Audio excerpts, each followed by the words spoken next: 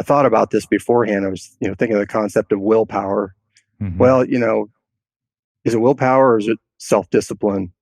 People say you can't rely on willpower, but um, we do need to have some self-discipline in Hmm. all areas of our lives, Yeah. and that's one area to really practice that is in Yeah. fasting is to really one, show yourself that you can do that, and just to exercise some self-discipline just with what you're eating and drinking and those kinds of things. Yeah. And I want to plus on that because I think that these little things that are kind of built into the Fit Father program that do build your self-discipline, like getting that workout in when you don't feel like it, like starting to do the fasting, like being consistent with morning hydration, they spill over into all these different areas of our lives because it just like increases this reservoir of self-discipline in general. And that's why I think a lot of guys experience such profound shifts beyond the physical. It's because you end up gaining what I'll call like personal power because you're living in congruent to like these core values and in integrity.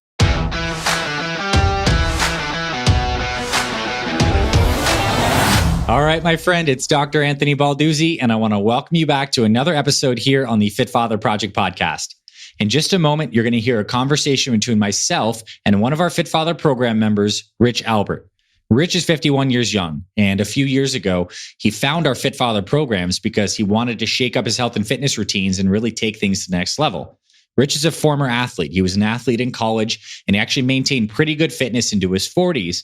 But as he was creeping up into his high 40s, into his 50s, he wanted to try something new, something that'd be a little more effective for him at his age, and just really to shake things up in his fitness routine. He found our Fit Father program and he ultimately used our Fit Father 30X program series to lose fat, to really get introduced to this new style of training for guys over 40, this metabolic resistance training. His fitness dramatically improved, and now he's going on to transition to focusing on building muscle with our Old School Muscle program series. And Rich's story is awesome because he's a guy who, is basically really taking charge of his health and fitness, who's super committed, who's following these programs to a T, and he's seen fantastic results. And he shares a lot of practical stuff on what's working for him and also how he's being a good steward and a fit father for his family, for his kids who are also collegiate athletes, and for his future. So I think you're really going to enjoy this conversation with Fit Father, Rich Albert. All right, Rich, welcome officially to the Fit Father Project podcast, my friend. Super happy to have you here. Love the American flag behind you. This is going to be a good conversation, I can tell. Yeah, thank you. I appreciate the opportunity. Well, this is fun for me. Like as I said before we hit record, first off, when we just started this conversation, I just started smiling when I saw you, just because I don't know, you have great energy about you, and I'm grateful that you went through this program and had so much success. So, before we get into your journey, I'd love for you to introduce yourself to the guys and the ladies that may be listening to this podcast. A little bit about yourself, name, age, where you're from, and anything you'd like to share about your family or what you do for work. Yeah, so I'm Rich Albert. 51. Just turned 51 in December. And I'm from Eldon, Iowa, which is a little small town in southeast Iowa. Probably everybody, at least in the United States, who might be listening to this knows something about Eldon, Iowa, even if you don't think you do. It's where the house that's in the background of American Gothic, the old guy with the pitchfork and the lady, that house is here. So if you're ever in the area, you need to visit. I'm married. I've been married for over 28 years to my wife, Michelle. We have 4 kids. The oldest is a girl, and then 3 boys. They're 21, 23, 25, and 26. My daughter just got married. So I've got a great son-in-law too, Ryan. And they're a great crew. I work for let's just say a major agricultural manufacturer here in the United States.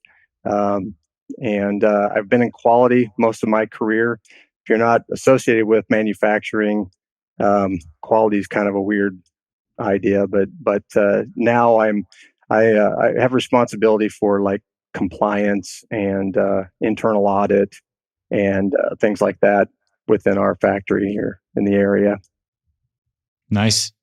And what brought you to start to turn and pivot to focus on your fitness? I mean, you are an athletic guy, and you imagine you were always an athlete. Kind of bring us into the story of what brought you to Fit Father Project, what you were doing your fitness around that time, and kind of how'd you find us?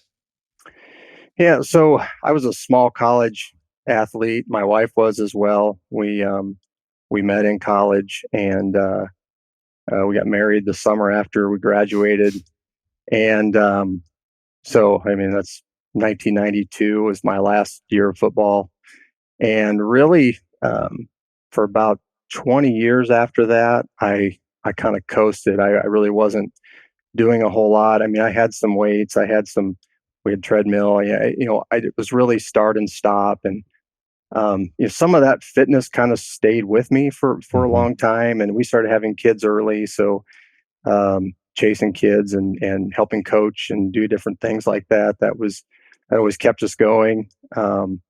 Walks with the family. We just did all that kind of stuff. And um, probably in my early 30s, my weight started to creep up a little bit, and probably the most I've ever weighed was about 212.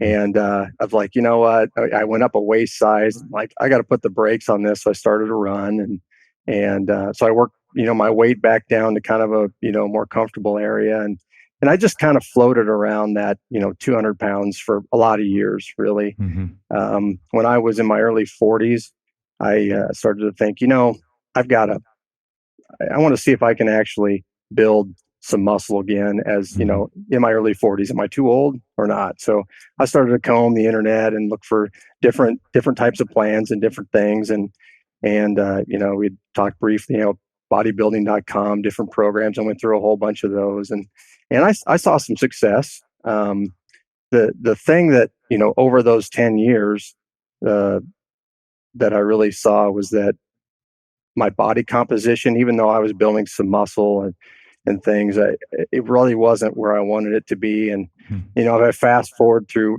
all that, it's get to around Father's Day last year, and I think I had liked your YouTube page, a couple of years ago, maybe, Mm-hmm. and I would get get different things come through my email or come through Facebook and different things, and so that time I finally sat down and looked at it, and I'm like, okay, hey, old school muscle, that's what I think I like to lift. Let's do Mm-hmm. that.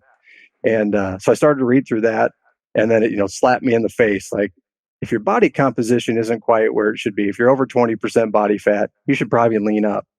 Mm-hmm. And of course, through all the training afterwards, you give a really good reason why. Mm-hmm. And so I said, okay, well, let's look at this. And so I went ahead and I did the year, membership with and started it on FF30X. Um, and yeah, I kind of hate cardio. Mm-hmm. I don't really like it very much. I don't like to run a whole lot. I'll do some hit cardio on the treadmill, but um, yeah, that FF30X kind of opened a whole new style where it's like, hey, I've got dumbbells in my hand, and this is awesome. Yeah. It really fit me pretty well.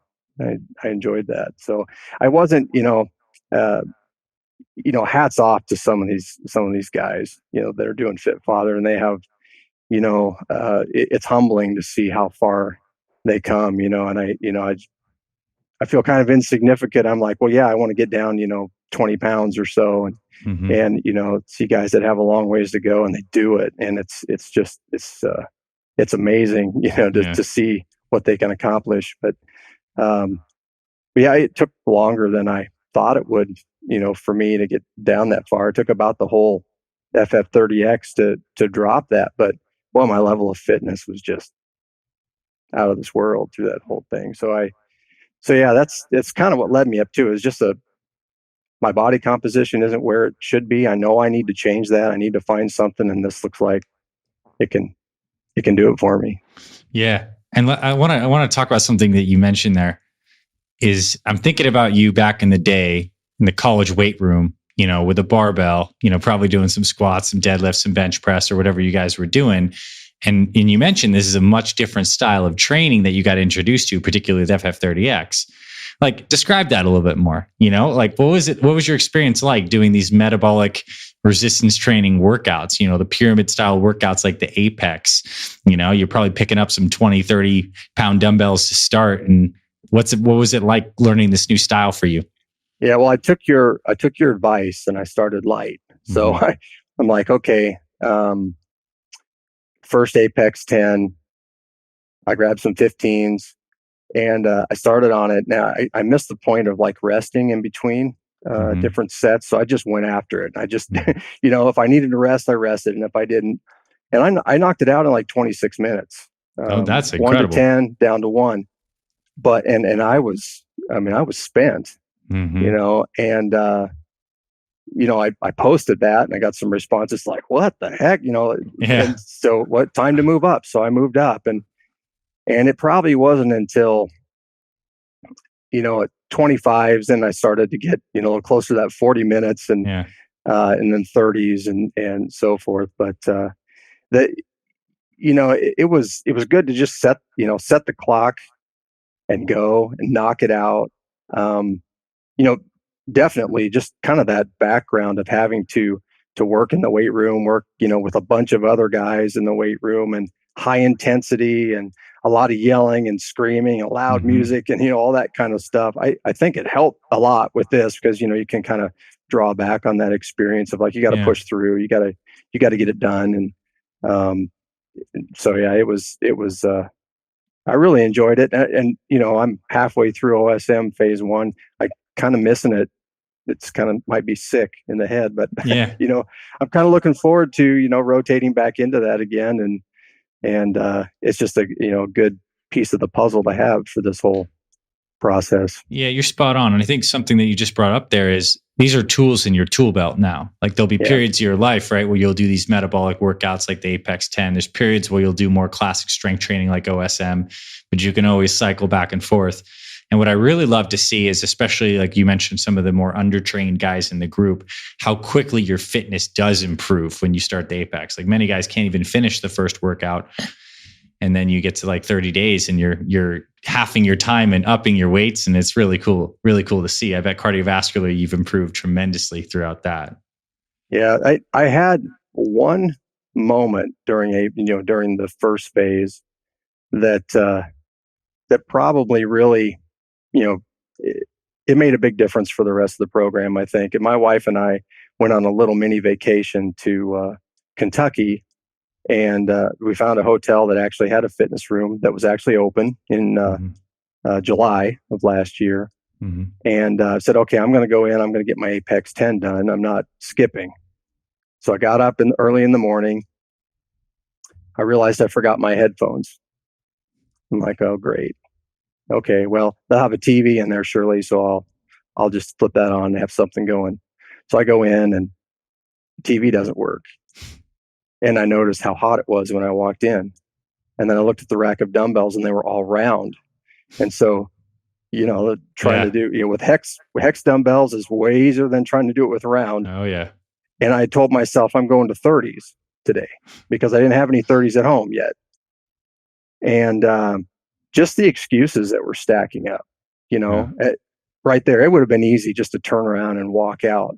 Oh, yeah. But, one of the things that I was thinking, okay, well, if I turn around and walk out here, to be really true to this, I'm going to need to post that and tell everybody in the Facebook group that, hey, I just, chickened out on this, or I found all kinds of excuses to not do this. And so I'm like, well, I'm not going to do that. I'm just going to go ahead and make this happen. And yeah, it was a rough workout. You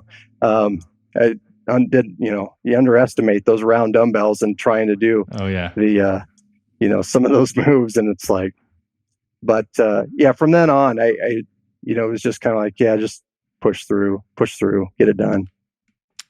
I think what you bring up there is really important. I think that many, just because of sedentary lives, jobs, and families, many guys fall into the trap of no longer pushing themselves physically, like in stopping to do hard things in this physical body.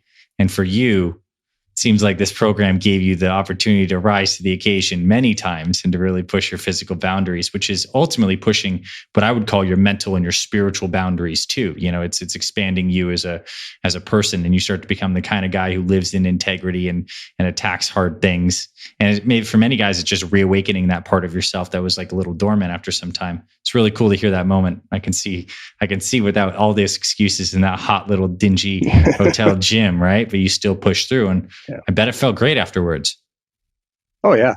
Yeah. I mean, you're definitely proud of yourself. Like, okay, I mean, I had a whole list of excuses that would have been easy to just walk out, but I did it. So And I gave it my all. I want to talk about the nutrition side of things. Because how much weight did you lose in the first phase of Fit Father 30X? Did you say you lost close to the 20? No. So the first phase, I think I was down, probably 6 or 7 or so. It went a lot slower. I know like when I filled out, kind of my goals and everything, I said, well, I want to hit 15. And, that was an area where the nutrition was kind of coming along through the process. I looked at this of like, the workouts that for me, that's the easy part. I mean, I can get in and like I said, like when I was about 42, since that time, I've been consistent with lifting.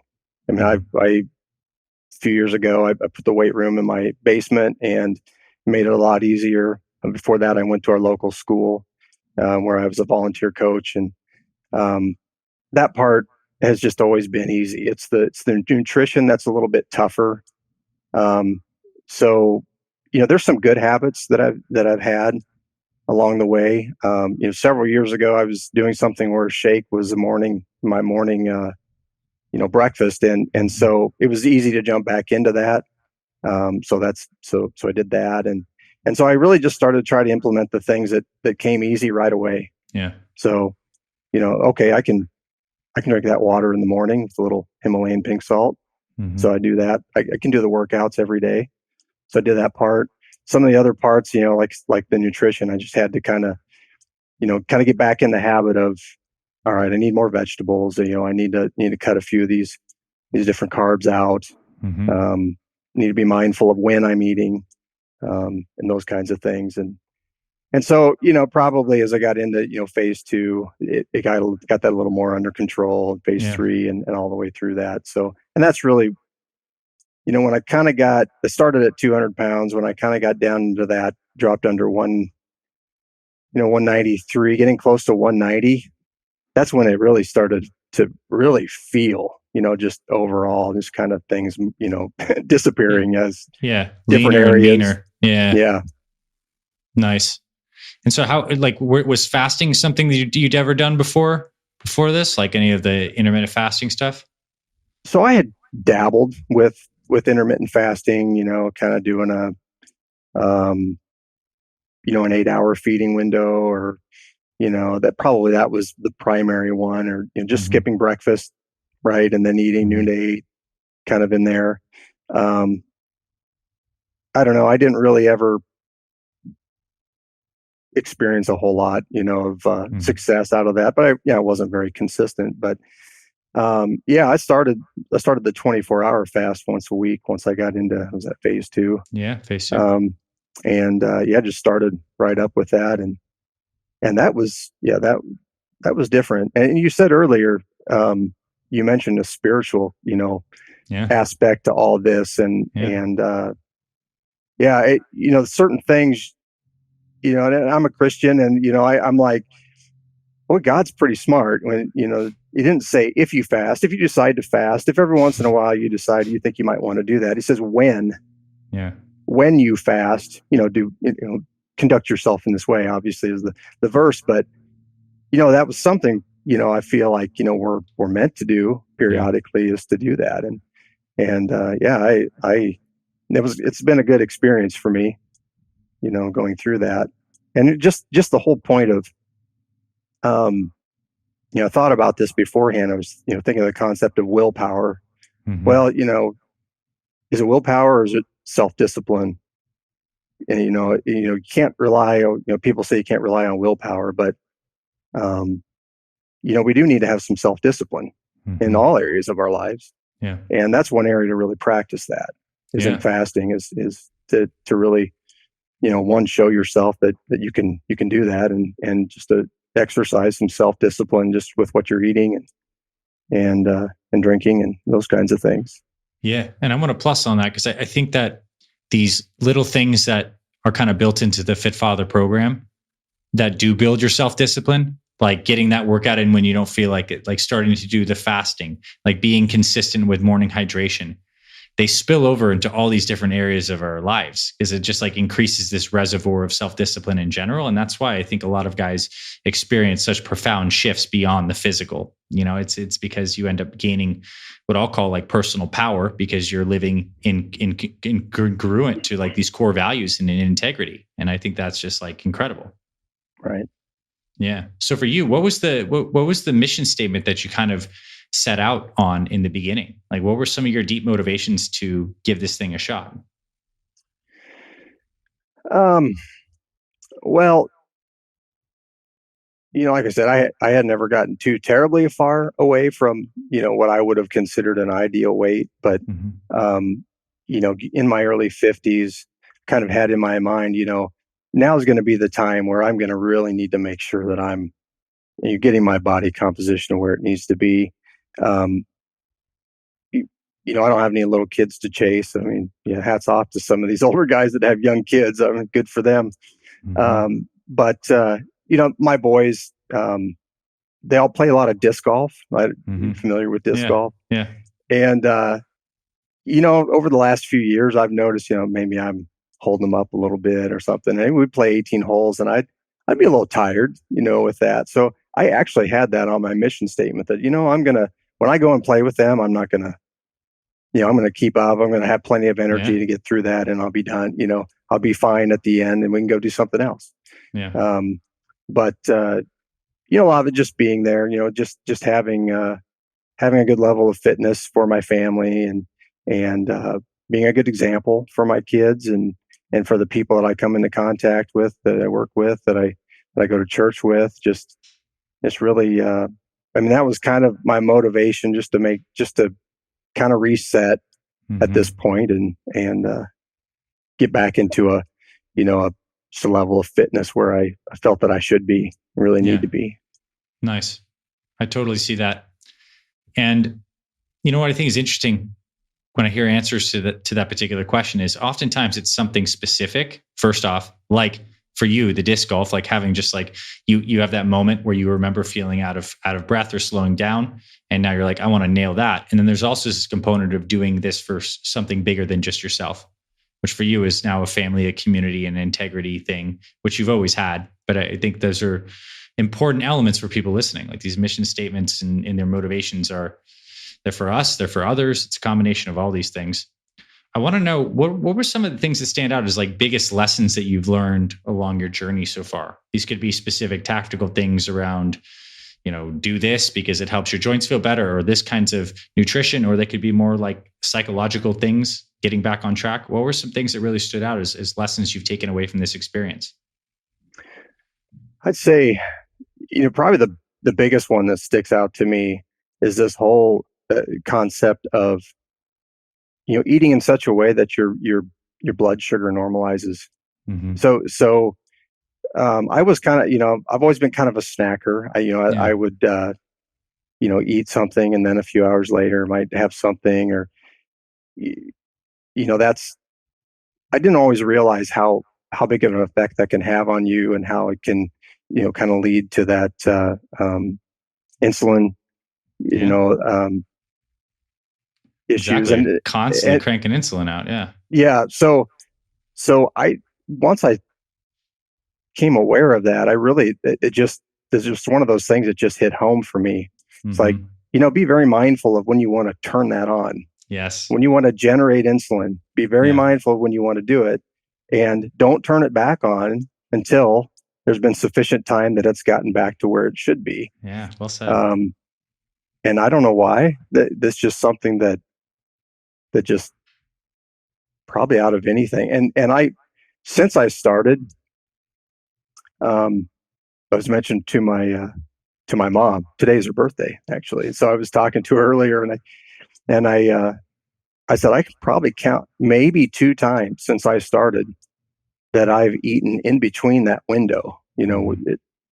And it's pretty amazing how it makes you feel. I'm not near as tired in the afternoon. I used to get Yeah. pretty tired in the afternoon. So Yeah. during this process, I tend to have more energy then.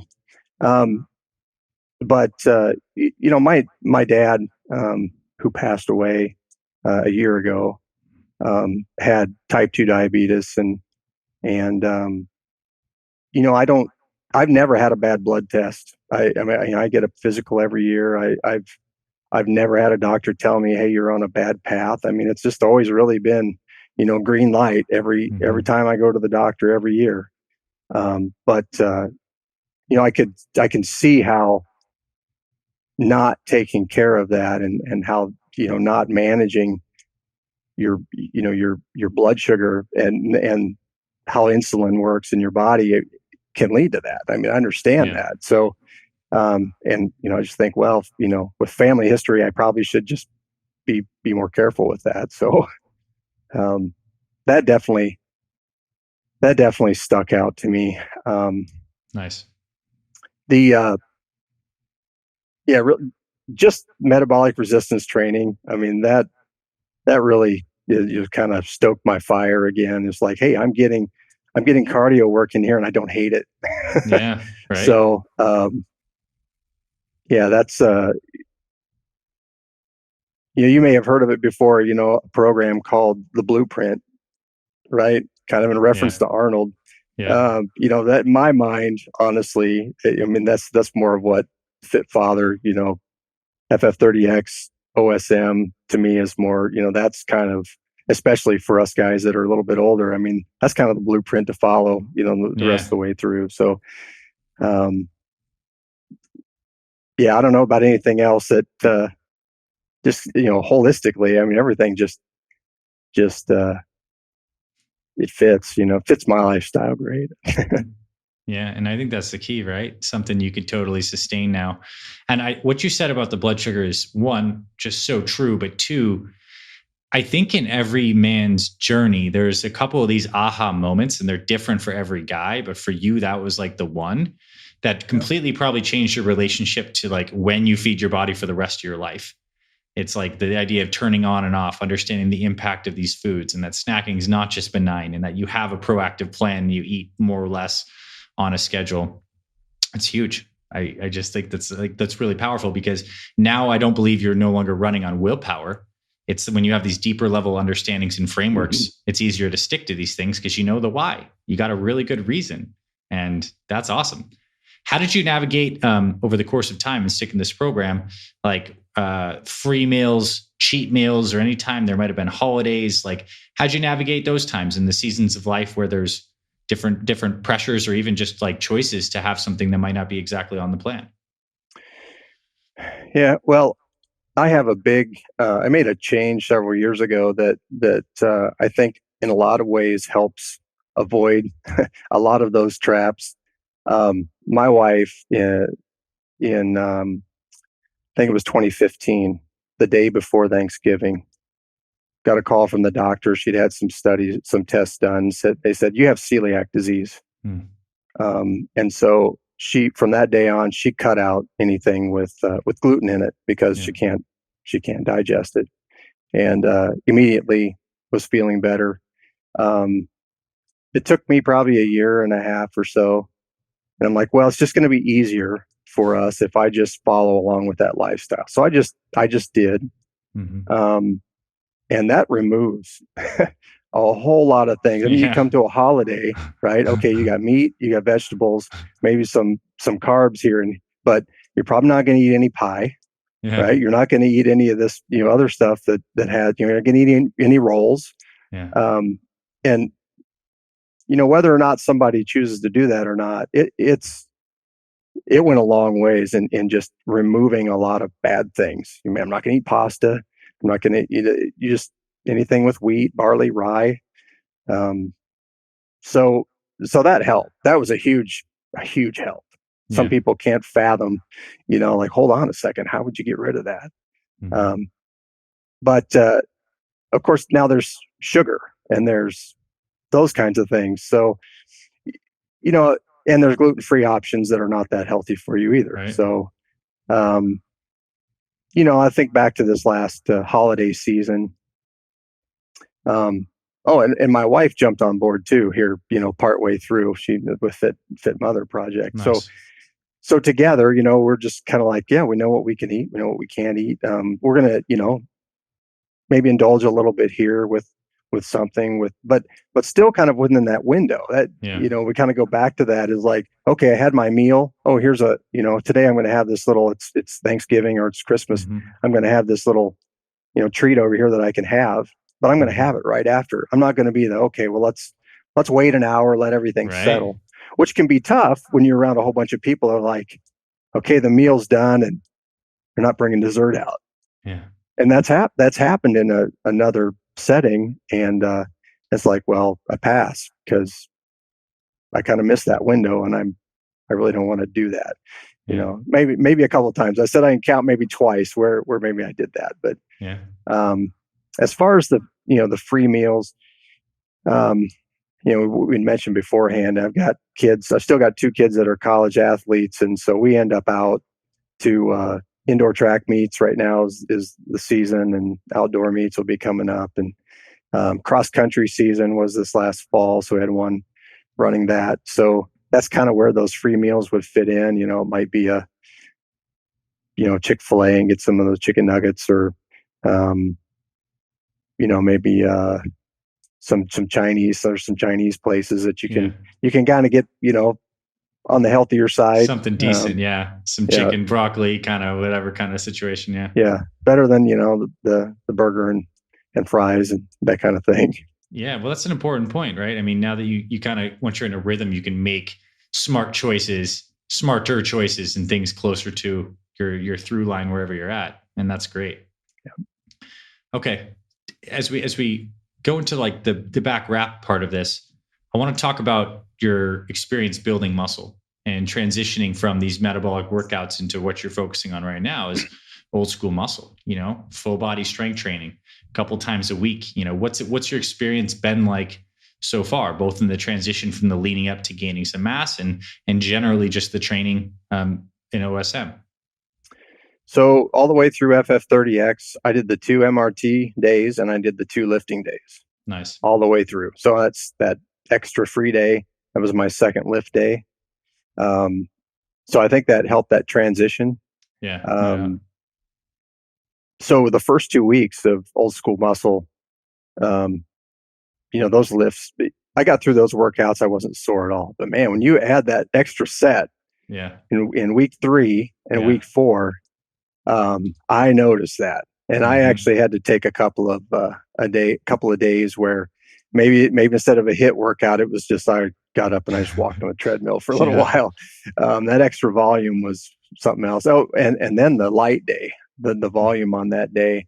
I would say before FF30X, that's where I was starting to notice with my lifting a lot of issues with volume.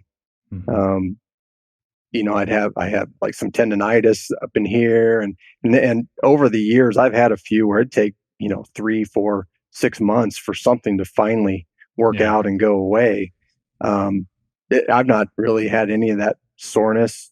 Really the only thing, just a little bit when I added that extra volume on the week 3 and 4. So now this week I just changed up all my lifts. Nice. And I added some, that I got a hamstring now that's kind of tight, but now it kind of felt like a little step back, but mixing the workouts up a little bit and adding some that I've not really traditionally done. I like the program, how it kind of forces you, okay, get away from these, do something different. And so I'm like, okay, well, gosh, what's a Zercher squat? Okay. Nice. I guess I'll try that. And I got the harness for that. So it's cool. So that's been pretty neat. Did those this morning and that was neat. And, I just, I enjoy the variety, how it's mixing up, and it's not none of it gets old. And, before I was doing something for a number of years that was very CrossFit-ish.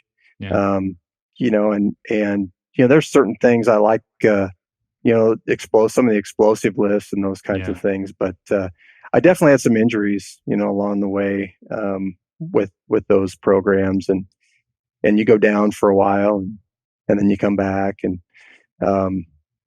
I've been real fortunate through this whole process. I haven't had one injury that slowed me down. So it's worked out real well. And I feel like FF30X just kind of, especially with my core, Oh yeah, but your I think, Renegade Roads probably ripped your core all the way through that thing, huh? yeah, I think that, and I've actually started to do back squats again. I tore my in my right knee. I tore my meniscus coming out of the hole in a doing a squat workout When was back that? in back in 20 Okay.